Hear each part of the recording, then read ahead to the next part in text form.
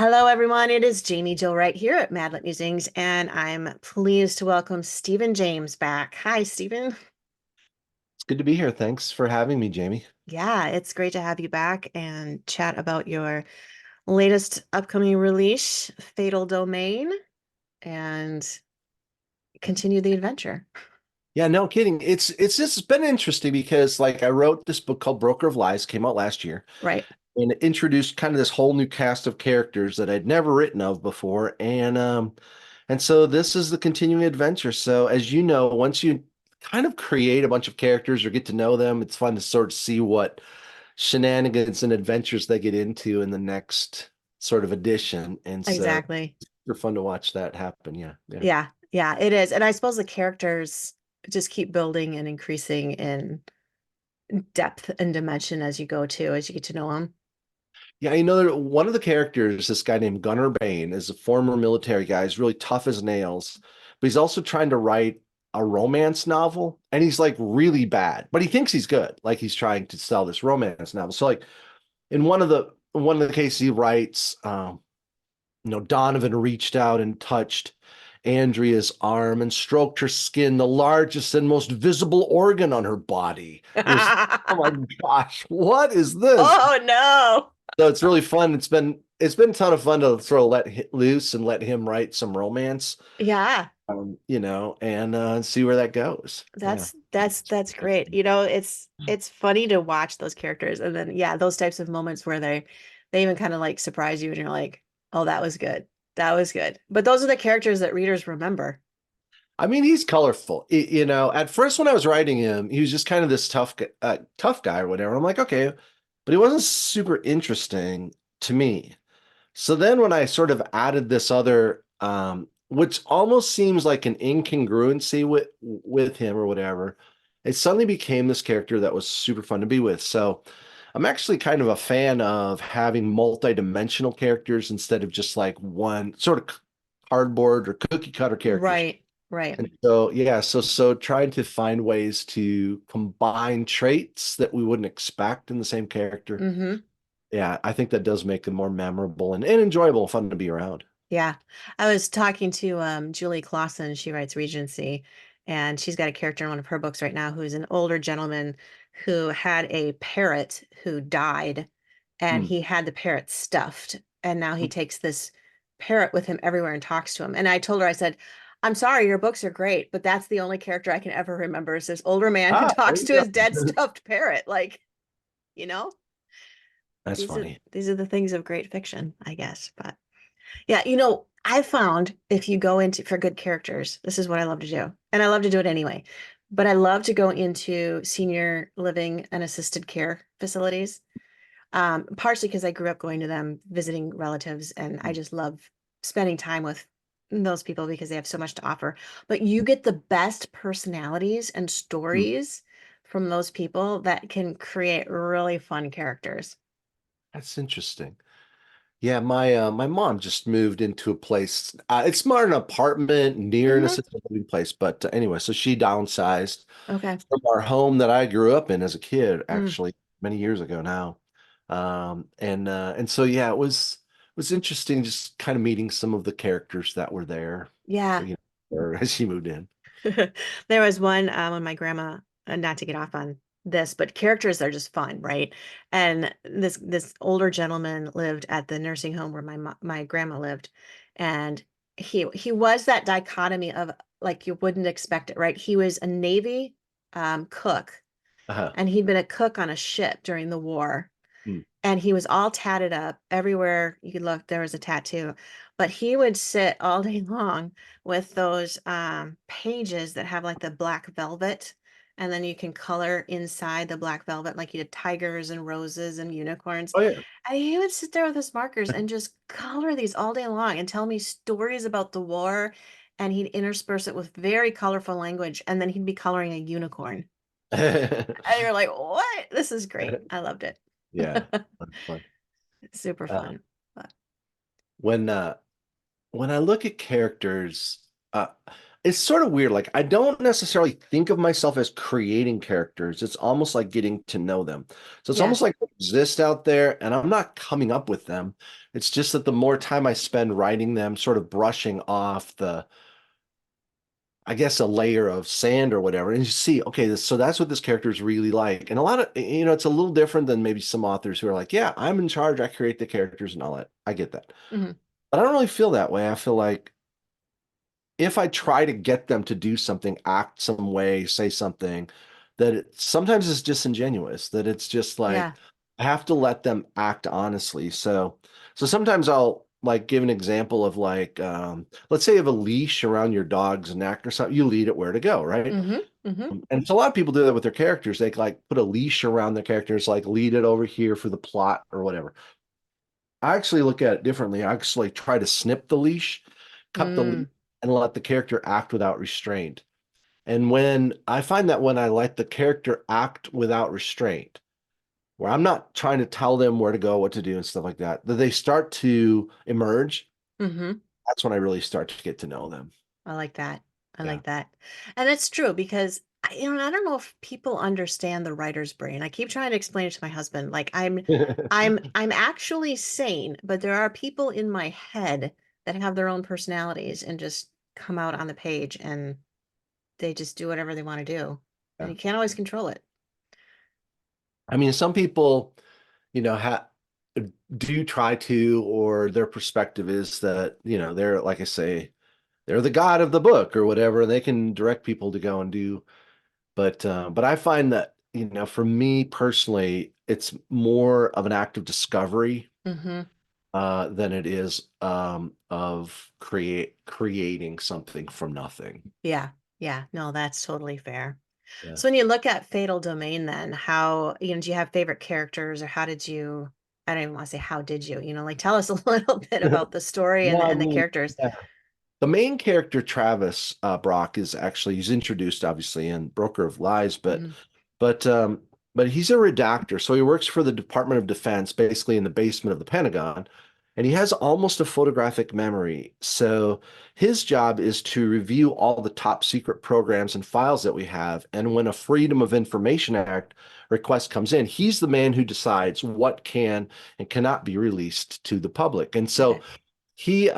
he basically knows all our secrets, more than the president even. And so in Broker of Lies, well, let's say a foreign power finds out about him and sends some people to try and capture him, and Hmm. he ends up on the run and has to stop a terrorist attack while he's on the run. So he's back in this book, and I would say he's he's out of the basement of the Pentagon and he's kind of in the field. Okay. So it's not really he's not really a field operative necessarily. He's not trained as a spy or something like Hmm. that. But in this book, it's kind of like the role that he's starting to emerge into. And so yeah, when I write a story, I always like questions that I don't actually know the answers to and sort of moral dilemmas. Mm. Um, and so in Fatal Domain, this isn't giving too much away, I don't think, but there's a team of people who believe that the best thing they can do is to steal these secrets from a pharmaceutical firm Okay. and make them available to everyone around the world for free, basically to help the poor around the world because only the really rich could afford this new drug treatment. Okay. Uh, and so their idea is, okay, we're just going to steal all the secrets, post them online, and people all over the world can benefit from this and have better lives. And so our heroes have to stop them. So that's the interesting thing is because you're like, well, wait, isn't that a good thing? Well, no, you can't steal from you can't steal from Right. pharmaceutical firms, even if you think you have a good reason for it. Right. And so it ends up being this thing where one of the characters is like, are we sure we're the good Mm. guys? Yeah. Here in this story. And so it's super interesting. And then there's a few characters from Broker of Lies who return, and one that's kind of a huge surprise that if readers have read Broker of Lies, they'll recognize who I'm talking about. But Okay.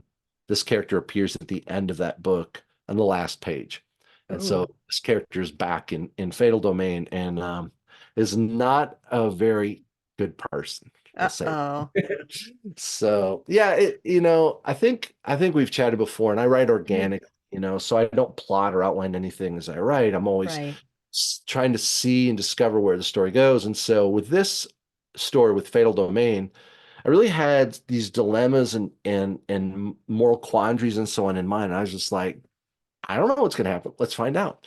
Stick the characters in there, let them act without Let him restraint. go. I'll have to say there was some surprises that I did not see coming in this story. Yeah. Yeah. And then you got to figure out your way out of those surprises. I love it when I'm writing and suddenly I'm like, oh, what if, whatever it might be, what if Right. someone was the bad guy? Or what if, you're like, Mm-hmm. no, that could never work. And you're like, well, what if it could work What if though? it could? Yeah. Right. And you go back and maybe you foreshadow or, tweak things a little bit in one Mm-hmm. direction or the other and make it happen. So that's to me, that's it's fun and it's part of the game. Like when we read a book, we don't want to be able to guess how everything's going to go. Right. Like in certain types of books, we know maybe there will be a happy ending or the couple will get together or the love story or whatever, but we don't want to figure out how. We want that to be a surprise. Because Mm-hmm. if we figure everything out, we'll get to the end. We're like, come on, man, I knew that was going to happen, and that's what happened. So it's this interesting thing where we want to predict how a story will go, Mm-hmm. but we want to be wrong, Right. but still satisfied. Like we don't want to get everything right. And so as I'm writing, I'm always asking, what would the reader be thinking about, asking, questioning, wondering about, worrying about in this moment? And then my goal is to try to give them what they want or something better. That's the way I Mm-hmm. look at it. So like if they're expecting suspense, okay, give them suspense. Or if I can, try to give them something even better. Yeah, yeah. And that's so true because yeah, you're absolutely right. Now that you're saying like they want to be able to predict, but they also want to be like Yeah. I want to figure it out, but I don't want to figure it out because then I'll be Yeah. irritated that I figured it out. So, Yeah. So we want the characters to be like one step ahead of us yeah. in a certain sense, and the author. And so it's a game. And so when I write, I try to really enter like a reader's mind and think, based on their experience so far in the story, kind of what's going through their mind. And then you try to really take reader expectations into account Hmm. as I try to figure out each scene, each next step in the story. Right, right. Yeah. Do you ever find yourself like three-quarters of the way through going, how do I make sense of this?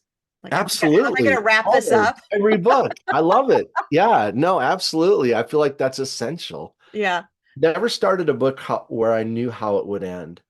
So for me, writing is really a process of, like I said, uncovering or discovering. Hmm. So yeah, no, literally, I will get to the middle and I'll be thinking about what if it, went in this direction or that direction, and I try to make the stories not too predictable. Right. Like really a big fan of twists and turns and so my books have that. Fatal Domain has a number of those, and so I think once you get characters that are fascinating, give them dilemmas that are intriguing, set them on a surprising route through the story. I mean, that's Yeah. kind of what readers are looking for. Yeah. And it's definitely, I mean, you've mentioned in the past too, but story is more than just a beginning, middle, and end. It really Oh, is. yeah. And it's like over the last few years, I've really been thinking a lot about story and sort of what the elements of a great story are. Hmm. And a lot of people will say, a story has a beginning, middle, and end, or first act, second act, third act, or whatever. And I get where people are coming from, but the idea that a story is simply a temporal progression of events, Hmm. I don't think is good because it gives people the idea, the impression that stories are a list of occurrences Mm. rather than a collision of desires. There's a Ooh, huge difference. Yeah, so like a story is just not just a progression of events, it's a collision of desires. And yes. so when all we do is look at a story as far as like this happened, then this happened, then that's a report, but it's not a story. Mm. So I really have become sort of passionate about trying to teach people what are the elements of a great story, regardless of the order you tell them in, or um, to look at the aspects of story, not just the progression Yeah. of events within it. Yeah, absolutely. Absolutely. Yeah, and I was talking with a group of writers the other day and we were talking about how we start brainstorming kind of, what's the next book about? What's our next story about? And they were asking me, how do you come up with, do you do a chapter by chapter synopsis or, do you write an outline? And I'm just kind of like, I don't know. I said, I feel like that's just too restrictive. Mm. And I said, I like to look at a theme, and I picture like a theme is kind of like, my husband and I shoot archery, and so you have your bullseye, right? And then you've got all these rings that go out from it. And I picture like my theme or that central idea being the bullseye. And then you can hit anywhere around that target that you want to, as long as you can get it back to that bullseye by the end of the story. Yeah, it's interesting. Like Flannery O'Connor, I may get a word or two wrong of this quote, but she Hmm. said, when you can state the theme of a story, when you can separate it from the story itself, then you can be sure the story is not a very good one. Hmm. Story is a way to say something that cannot be said any other way, and it takes every word of the story to say what the meaning is. Ooh, And I actually really believe in that. So yeah. I don't have anything wrong with someone's like, oh, I'm, dealing with this idea of forgiveness or whatever. But instead of starting with a theme, I always start with a dilemma and Mm, try to get into this idea of conflict, okay. uh, tension, and instead of like a message that I'm trying to get Sure. across. So I like your idea of like you're shooting, but hopefully it's not, I guess, too predictable, and people read it and they're like, oh, I get it. I'm supposed to Right. whatever the Right. message might be. But instead, when you say, read my book, and they read it, you're like, what's the theme? And they're like, huh, I don't know exactly how to phrase it, but it's super impactful. That's what I like. Like Hmm. if you would want to know what the theme is, you'd have to read the whole I like that. Yeah. story. Like for instance, at conferences, sometimes I'll take the story of the prodigal son from the Bible. Jesus told this story. And Hmm. I'm like, well, what's the theme of the prodigal son? Someone might say something like, well, love, loving your brother or something. Okay, okay. Let's say love. Are there any other themes to the prodigal? Someone Hmm. else will say like, well, free will or repentance or something. Hmm. Okay. Well, is there anything else? Well, they might say jealousy from one brother to the other. And then I say, is there anything more? Well, maybe, God's sovereignty or whatever. People just list all these things Right. until finally you have this giant list of 30 different quote themes from this one little story. And you're just like, the only way to know what the prodigal son story is about is to read the prodigal son story. Right. So the more that you focus on one little quote theme, the more you don't expand the meaning of the story, you actually shrink it. So, like, if you told it and you're like, yeah, this is a story about jealousy, someone else reads it and they're like, I actually thought more it had to do with love and forgiveness and repentance and all these other things, but I guess it's just jealousy. So I Mm, believe that the more narrowly we can define the theme, the more we shrink the story. that's a really neat perspective. I like Yeah, that. yeah. I'm gonna And chew on that. so yeah, so it's like I don't want it to be like a super narrow thing. I want it to be multidimensional as people read Hmm. it. They get this impression, different perspectives on this, maybe one idea, whatever. So, fatal Yeah. domain, one of the questions it deals with is this idea of forgiveness. Okay. So I wouldn't say it's a theme so much as it is questions relating to forgiveness Hmm. becoming vital to the story.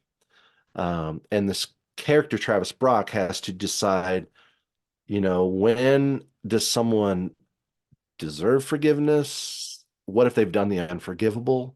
Hmm. What does it mean to forgive them? Does it mean to give them another chance to hurt you? Or is that different from forgiveness? So interesting questions, I feel like, Yeah. that don't have super easy answers. Right. Like you said to someone, do you forgive them? They're like, yeah. Well, does that mean that you have to go be friends with them again? Or where does forgiveness differ from reconciliation? Are they the same thing? Are Hmm. they different? That's interesting to me. So Yeah. I like to ask some of those questions in the story. Well, it's great to ask those questions and the different nuances of it too, because I think a lot of times, especially within the Christian genre, so to speak, we like to have clear black and white pat answers to things, or here's the scripture verse that you go to answer that deep dilemma. And I think all of us would recognize that, especially like a theme of like forgiveness, for example, is not cookie cutter. You can't answer that in just a very simple I definition. hope not. I mean, if you can answer it with like, if you can answer to me, the way I look at it, like, if you have a message, Hmm. then literally write nonfiction. That's what nonfiction's Yeah. for. Yeah. Um, if you're like, you should be friendly to people, just tweet it out. Like, why spend a year of your life, 10 hours a day writing a book if you just have sort of a message that you can just like put on a bumper sticker? So I really try to kind of, my stories tend to be pretty complex. Hmm. Try to look at issues from lots of different perspectives instead of starting with a message or an agenda. Right. Start with a question or dilemma and then let people chew on it. And I don't always end my stories with like a simple answer to everything. Hmm. Um, I would rather that readers kind of come to their own conclusion. So, like in this book, in Fatal Domain, there's a couple of characters who come to sort of different conclusions about forgiveness, Hmm. what it means, and when it should or shouldn't be extended to people, and how that looks. So let readers, chew on that and see what Yeah. they think, and maybe they'll come up to a different, answer as well. Yeah. Oh, I like that. I like that a lot. So Fatal Domain comes out April 2024, and it is book two in a series or trilogy, or where are we at with this? Yeah, it's just the second book, and so Broker of Lies is out, so people can pre-order Hmm. Fatal Domain, but they can also check out Broker of Lies and see if, then can hopefully continue the story, with the second book. Um, but if you like spy stories, domestic espionage, kind of like high concept thrillers, that's really what Yeah. these kind of books, they are. Yeah. Yeah. Yeah. No, and I thoroughly enjoyed Broker of Lies, and I'm looking forward to reading Fatal Domain myself and Yes. continue the story and the adventure. So Well, it sounds great. Yeah. So I wish you the best, Jamie, and thanks so yeah. much for being on. Yeah, I appreciate having you on too.